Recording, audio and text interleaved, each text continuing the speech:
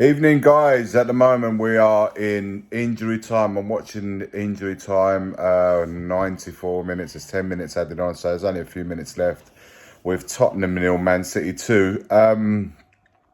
This season, a celebrationary video for my part. It's not something that I didn't cheer it. We laugh and we joke, we banter and all of that stuff, but really, it's not something for me to, when the game starts and stuff like that, the fan in you comes out. And it's not something that I've, enjoyed or celebrated even at Man City goals. Listen, at the end of the day, one thing that has to be said, in spite of what's been said leading up to this game, the Spurs side took this game seriously.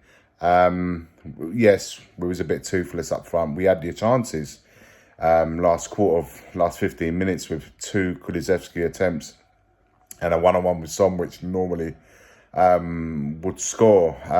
So there's definitely been that threat. City, very good, very solid, very in the momentum of winning the league is there. There haven't been like a scintillating Man City performance, but a very effective one, and one for me that's, they got over this because it's tough ground for them. No two ways about that. It does play a Man City's mind that this is a tough ground for them to go to, and it was a really effective performance, a well together performance, and the chances that they had when they had it, really didn't really pepper us as such, but the opportunities they had to score, and then obviously with a penalty going in just a few minutes ago, it really sealed it, and it's put, giving them one hand on the title. So on that aspect of it, there's not really anybody can say against this manager and this Tottenham team in sense of did they put it in.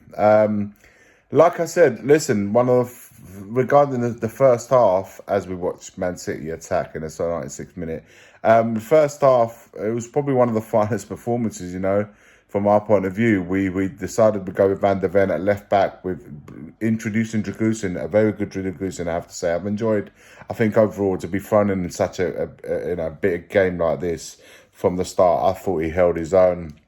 Van der Ven playing at left back, which I wanted to see since we've had no Udogie or even any options on the left hand side. For me, it was something that should have been explored against Burnley on the weekend, and I felt that. I didn't quite understand the point of Højbjerg coming into the side in the number 6 role. If he's no longer, if he's not really been part of the season and he's been starts today, and Skip, who's meant to be our part of our future, doesn't it makes me question why that change was made in that particular order. And obviously Maddison joining our forward line rather than my midfield line. He opted to go with an extra midfielder in the middle of the park. Listen, and we dropped our line of defence. We wasn't so high up with Dragusin. We seemed to drop the line a bit. And that's all we've ever asked, not be so high, but just drop the line a little bit to make us a little bit more solid as Man City attack. Again, Doku, good save by Vicario. So just to drop, and it was one of the, again, from an attacking point of view, didn't really have Edison much of it, but I thought from a team display point of view, I thought it was a much more solid Spurs side, and you can see it though that when they really want to play and they really want to do it, they can. But more often than not, we don't. Where was this team against Newcastle? Where was this team against Arsenal, Chelsea, Liverpool? Where was it? Where was this sort of togetherness in the performance? Is it maybe the media hype leading up to, oh, wow, player of the match has gone to Stefan Ortega, who replaced Edison. You know what?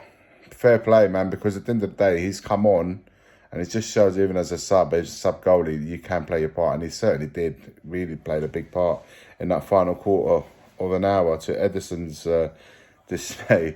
But anyway, that's them. But so where was that team? Because I'm pretty sure that if this very team that's played tonight with that same level of intensity, I mean, we're tiring out at the moment towards the end, but with that level of intensity in the first half, we would have been talking about a team that would have been a lot closer, if not going into that Champions League spot right up until the end. The second half, yeah. Do you know what? I thought we stayed. You know, we were still effective. At the end of the day, we stayed in the game. And getting big games like this against Man City, you need to stay in the game for as long as possible and wait for the opportunities to come. And they have. The opportunities have come. Well, like I said earlier, with Kulusevski twice and Son in a 1-on-1. So we had ample opportunities to equalise before the penalty come through. So I kind of. This is the kind of things that we need to look for. But having said all of that, sorry guys, I'm going through the matches, but also seeing the scenes in front of me. And Man City are celebrating. Fans are celebrating. The